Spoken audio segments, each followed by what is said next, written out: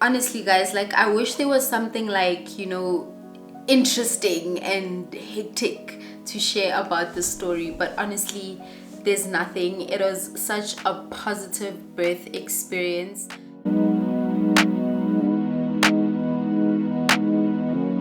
Hey guys, welcome to today's video. If it is your first time here, my name is Khanyi Msomi and welcome. I hope you do stay. You can do so by simply pressing the subscribe button down below, and if you're a returning subscriber, thank you so much for joining me in today's video.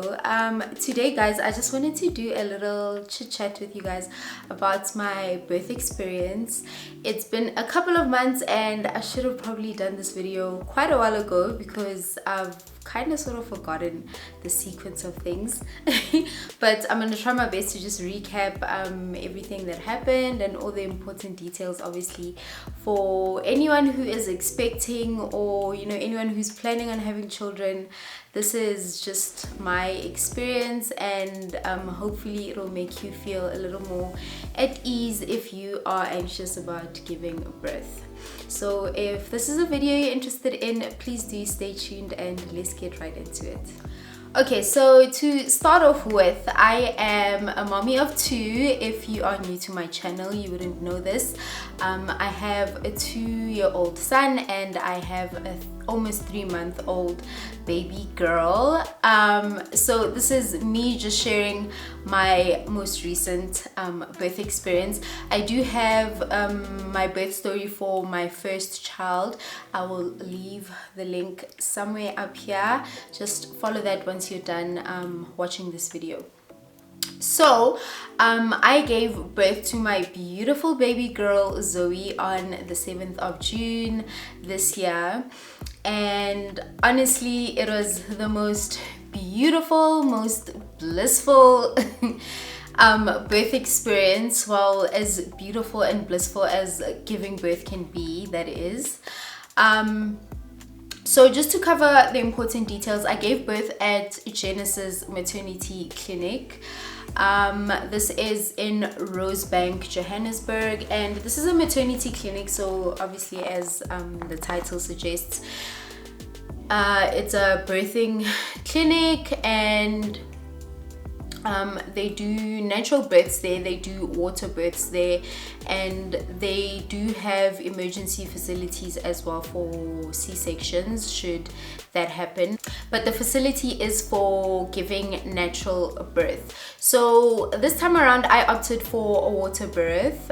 With my first child I had a hospital birth, which was honestly not the best experience. So just check out my birth story, my previous birth story, if you want to know what happened there. So this time I was just like, you know what, I'm gonna give a water birth a chance, because I've already given natural vaginal birth with no medication before. I thought I can, obviously do it again. And I was nervous about giving natural birth without any medication again this time around. Even though I knew exactly what to expect, I just got very, very nervous. In my last trimester, I was like watching, birthing videos like water births and stuff, just to sort of, I don't know, mentally prepare myself for what I was about to go through. The important details is I gave a water birth with no medication whatsoever at Genesis Clinic. This was my second vaginal birth with no medication. I used a midwife. My midwife's name is Sister Xoli Makabane. Yeah, you can just check her out on Google if you just want to find out about the services that she offers. She is an independent midwife, so if I'm not mistaken, there's 2 types of midwives at Genesis. There's the midwives that are employed by the hospital. So if you happen to go into labor one night and you go to the hospital, you you'll get, if you don't have a private midwife, you'll get whatever midwife is on duty for that night. This works the same in a hospital as well. But then the independent midwives, or midwives that you consult all the way throughout your pregnancy. So you consult a gynae and a midwife as well. I had what was considered a very low risk pregnancy, so I only saw my gynecologist, my OB, 3 times in my pregnancy, and then every month I would go see my midwife, who would do the checks and all of that stuff. So an independent midwife is someone that you are with throughout the duration of your pregnancy, and then they obviously deliver the baby at the end. So Sister Xoli Makavane is the one that I used, and oh my gosh, I love her dearly. She's the greatest sweetheart ever. So I had a very beautiful experience because of her. I highly recommend if you are looking into getting a midwife at Genesis. So I think I've covered all the important details. So in terms of the day I gave birth, guys, so I'm gonna try my best to just remember like the sequence of how things happened, because obviously I gave birth almost 3 months ago and it's a bit blurry. I have mommy brain as well, so I tend to forget things very easily. But I think when I reached 37 weeks, I was just really anxious to give birth, and I was hoping and praying that this baby would come much sooner than Micah did. With Micah, I gave birth to him at 40 weeks. 40 weeks and a couple of days. So I was really hoping that with my second pregnancy I could give birth at 37 weeks, because once you reach 37 weeks you are at full-term gestation, and it's safe for your baby to be born after 37 weeks. They are not considered a premature baby after 37 weeks. So once I reached my 37th week mark, so before my 37 weeks I went for my last OB checkup at 36 weeks, and there she just checked, if everything is still on track, if I am still low risk, and basically to give the midwife the green light to go ahead with giving birth without the presence of the OB, because I was a low risk, what was considered a low risk pregnancy.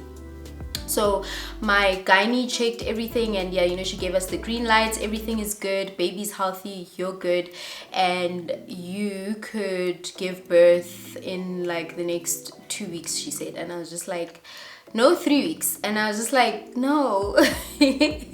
No, like I'm ready to pop this baby out. I was so tired. By 37 weeks I was just like, yo, Bao, please let this baby come out now, because I am so eager to meet her and I'm absolutely tired.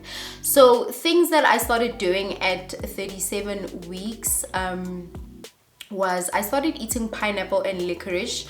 As I mentioned from my previous birth video, I used this, which is remedies that are found on Google that apparently naturally induce labor, and I don't know if it did or didn't work, because like I said, Micah came at 40 weeks, so it could have just been that's when he was born. But I ate pineapple and licorice 2 days before I actually went into labor with him, so I thought this time maybe it will work again. So I started eating pineapple and licorice, and nothing happened, you guys. Absolutely nothing happened. 37 weeks went by, 38 weeks went by, and then we reached 39 weeks. Now 39 weeks was when I went to go see my midwife. So in that week, no, I was 38 weeks. I went to go see my midwife, but in a couple of days time I was gonna go into 39 weeks. And I basically just told her like, yo, I just want to give birth now. what can I do, what options do I have. I did not want to get any you know, medical induction, so because apparently I've heard that is extremely painful, and yeah, I just didn't want any of that. So I asked her what other options do I have to speed this whole thing up and maybe get into labor soon. So she suggested that I can come in and get a stretch and sweep. But the week that I had seen her, on that Saturday, I think I saw her on probably the Wednesday, and then on that Saturday she had family commitments that she had to attend to. So it didn't make sense to give me a stretch and sweep on that day, because then I could actually go into labor on Saturday, because a stretch and sweep can take up to 3 to 5 days, I think it was, to bring on labor. So she suggested that I come back on Saturday evening to get my stretch and sweep once she's back attending to her family commitments. And then yeah, that's what we did. So Saturday I went in quickly. It was so quick, it was literally like 2 seconds. She did the stretch and sweep, and then yeah, sent me on home. I obviously had a bit of bleeding that night, because that's normal since they've interfered with your cervix. So what a stretch and sweep is they basically sweep, I think, the membrane or something. Sorry guys, I might be very incorrect with the medical jargon, do excuse me, but I think they sweep the membranes to basically loosen up your cervix, or to open up your cervix, or something along those lines. No, it can't be the membrane, because the membrane is the sac. I don't know, they just sweep something in there to basically loosen up everything and release hormones that can bring on labor. So I was spotting that night, and then I like felt, I saw, I used the toilet, and then when wiping myself, I saw something like a mucus plug. Actually, I saw my mucus plug, but it was very, very, very small. A small bit of it. And I started getting excited, because I'm just like, yay, it's happening. With the last time when I had a bloody show and a bit of my mucus plug, that was the day that I actually went into labor. So I thought this is what was gonna happen this night. So I got, you know, really excited. I remember even texting my friend that, oh my gosh, I think I'm gonna go into labor tonight. Nothing happened. I slept and woke up the next day, and I was still pregnant, you know. And during this time, I had actually been having a lot of Braxton Hicks, quite what seemed like they were close together, or like quite intense, for a couple of days. So even on that Saturday, when I was having a lot of Braxton, when I was having a lot of those like pains, I didn't think it was I wasn't sure if it was contractions or am I having Braxton Hicks. You know, I was a bit confused, but nothing happened on that Saturday. So on Sunday afternoon, nothing happened still, you know, but I was having I wasn't sure if it was Braxton Hicks or if it was contractions. I highly suspect that I actually was having contractions a couple of days prior to giving birth, because they were quite confusing. The Saturday night, I remember when I when I measured when I calculated how long my Braxton Hicks or contractions were taking, and how far apart they were spaced out, and whether or not they were regular, because these are the differences between an actual contraction and Braxton Hicks. Contractions are regular, they get more intense as time goes, and they get closer together as time goes. So on Saturday night, I was feeling that type of thing. There was a period where I was actually timing them. Yes, that's what I wanted to say. I was actually timing them, and they seemed to be quite close together, quite regular, but this only happened for about maybe 2 hours, I think, right? So after those 2 hours, they just stopped. So then I was just like, it's probably Braxton Hicks. The next day, again, nothing happened, and I'm still having these really intense Braxton Hicks. I mean, I was having Braxton Hicks throughout my pregnancy, but this time around they were like so intense. But I was convinced that it was Braxton Hicks and not contractions because of what had happened the night before. So it actually could have been contractions. I could have been contracting or been in labor, because some people do fall into labor for a couple of days before they actually give birth. So Sunday afternoon, still nothing is happening, and then my friend came over to take a walk with me. We took a walk around the estates. She's so sweet, such a darling. You know, we took a walk around the estates just to get things going a bit. Stuff like walking can really help you induce your labor. Stuff like having sex with your husband can also help induce labor. What else? The pineapple and the licorice, like I mentioned, but nothing happened with that. Yeah, so on that Sunday, you know, I was just walking. Like, we walked quite a couple of kilometers, and then yeah, and I was still quite active as well around the house. So I wasn't just like sitting around. I was still quite like active, doing a lot of things. I was still going to the shops you know. So Sunday night, I think in the AMs, about maybe like 3 a.m, I get woken up by like these really intense pains. But because I've been having like hectic Braxton, or what I thought were hectic Braxton Hicks the past 2 days, I just thought, you know, it's just these Braxton Hicks again. But yeah, they kept coming, and I could actually like sleep through the contractions. I think I have a very high pain threshold, because you guys will hear, it's insane how much I was able to get up to while having contractions. So 3 a.m. that starts, and then, you know, like I wake up and I'm just like, it's probably just Braxton Hicks, but they keep happening, but I'm able to go back to sleep. And yeah, I just thought, if these are contractions, there's probably no way I can go back to sleep. Then in the morning at around I think at around like 10, so since 3 a.m. I'm still having these, like, what I think are Braxton Hicks. They're still happening, but they're not really like regular, or I don't know, maybe I was timing them incorrectly. I'm not too sure. There's apps that, so I was using a pregnancy app called, I think, Pregnancy Plus. Yeah, I've deleted it, but it's called Pregnancy Plus, and on there it has like a contractions timer, which is what you should use to figure out whether or not you are in labor, because like I said, Braxton Hicks and contractions are quite similar. At the end, the only things that differentiate them is how regular they are, how close together they are, and yeah, how intense they are as well, and how long it lasts for.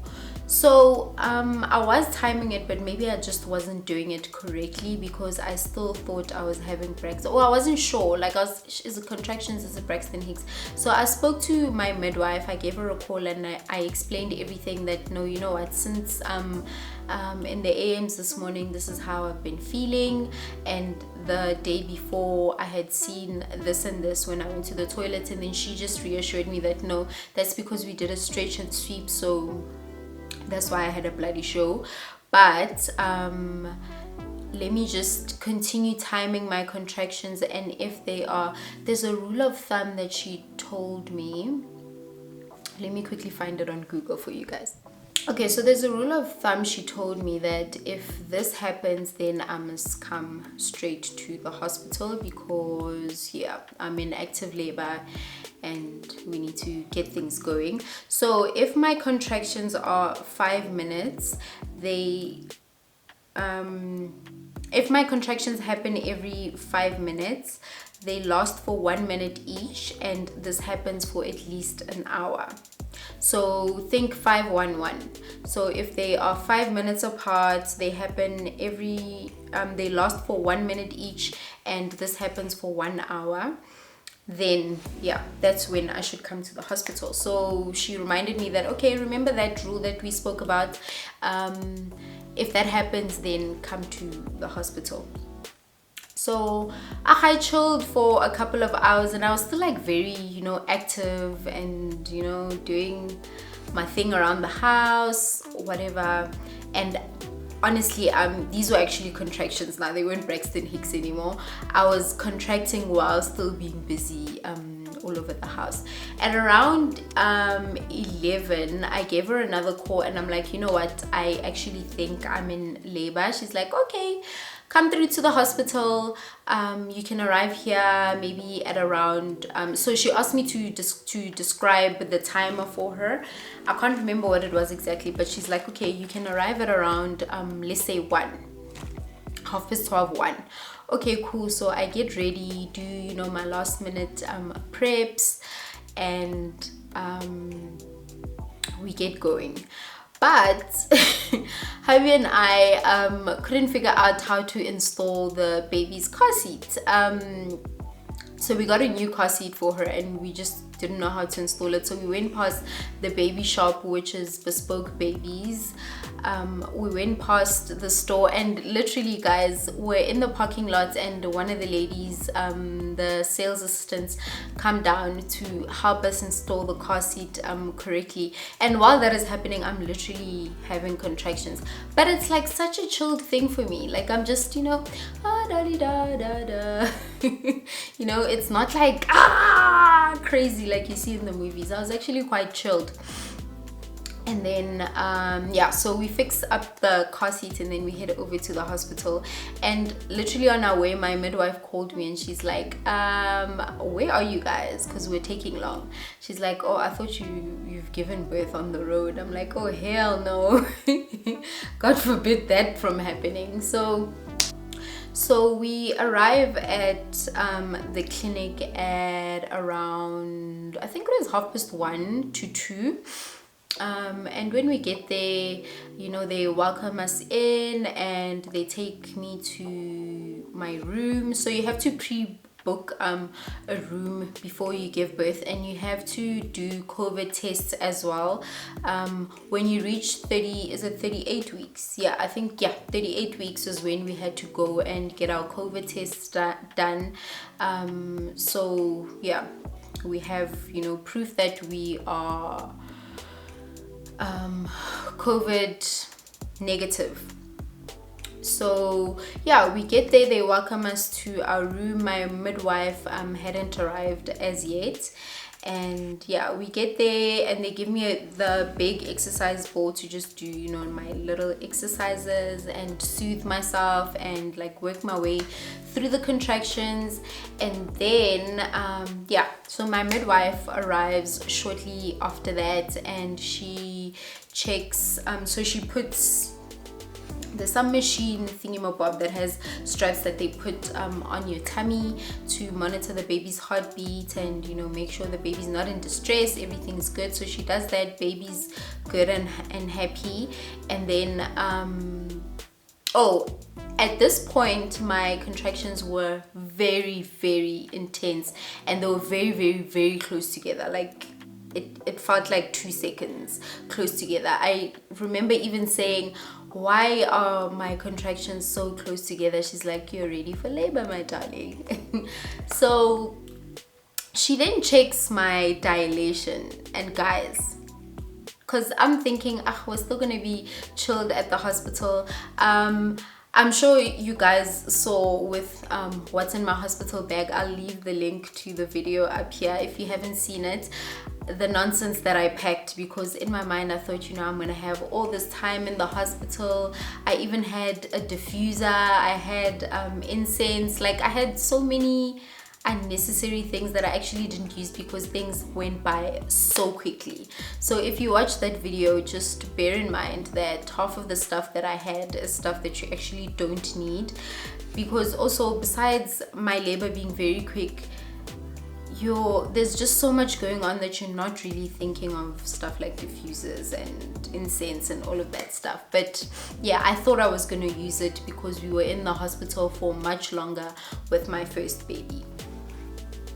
But so this was around, I'd say 2:30, remember we arrived at 1:30. This was around 2:30, I'd say. She checks my dilation and she's like, my darling, you are 8 centimeters dilated. I was so shocked. I was like, what? So this entire time I've actually been going through labor. So since maybe 3 a.m. in the morning, it wasn't Braxton Hicks, it was contractions, but they were so like manageable for me that it literally felt like Braxton Hicks. So yeah, I was 8 centimeters dilated, and I was so happy about this because this means that I am gonna be ready to push quite shortly. And then things just went like, everything is just blurry. Things just went so quickly. She asked me if we're still going ahead with a water birth. I'm like, yes, of course. So she ran the warm bath for me, and then she asked me to go sit in the toilet so I can clean my bowel out, I think. Yeah, so she allowed me to poop if I felt like I needed to poop. And I was going through contractions then. Yeah, I passed some stools, you know, before getting into the bath. And then we got into the bath, and then literally it was time to push. So I was 10 centimeters dilated by the time I got into the bath. And this was quick, guys. This was probably less than 20 minutes between being 8 centimeters and being fully dilated. It just happened so quickly. The water, I'd say, was very soothing, but also I can honestly tolerate contractions. Even the first time I mentioned this with my first birth, that I can really tolerate contractions. I have a very high pain threshold. My only difficulty with giving birth is pushing is so difficult for me. And with Micah, I thought it was because he was faced incorrectly. So he wasn't a breached baby, he was faced down, but his face was not facing my back like it's supposed to. It was facing my stomach, and so I had a lot of back labor, and pushing was very difficult. So I thought it was that, but actually this time around as well, pushing was so difficult for me. Like, I can honestly go through contractions any day. It's the pushing for me that just makes me wanna cry. Like, I remember I had that moment where I was just like, I can't do this again. But I must say the warm water was very soothing, and I think that also helped me in terms of not getting any tears. Also, Sister Xoli was great in that while I was pushing and while I was crowning. So crowning is when the baby's head starts like showing around your vagina, and you get this thing also called the ring of fire. It is so painful, like this sharp literally it feels like fire. It feels like someone just lit up your vagina with a lighter. You get that, but what was helping me a lot, and I think what helped me not tear, was that while I was crowning, she was sort of like massaging the circumference of my vagina, so then the skin can stretch out really nicely. And another thing, while I was pushing, so what Zoe would do is she would sort of come out a bit and then she'd retreat, and then come out a little bit, and I was getting so impatient. I'm like, why does she keep on doing that? Like, because now I have to start all over with pushing you out. And Sister Xoli did mention that no, she's actually helping you stretch out your skin, which is gonna help with the tearing, and that really helped because I didn't have any tears. I'm so happy about that.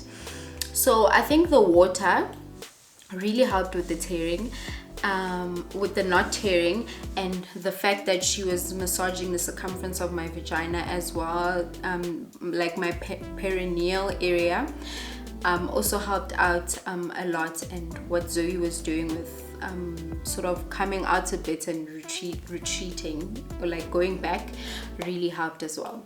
So we pushed and we pushed and we pushed, and I think, if I remember correctly, I pushed for about 35 minutes, if I'm not mistaken. And yeah, my baby, my beautiful baby girl was born. And honestly guys, like I wish there was something like, you know, interesting and hectic to share about this story, but honestly there's nothing. It was such a positive birth experience.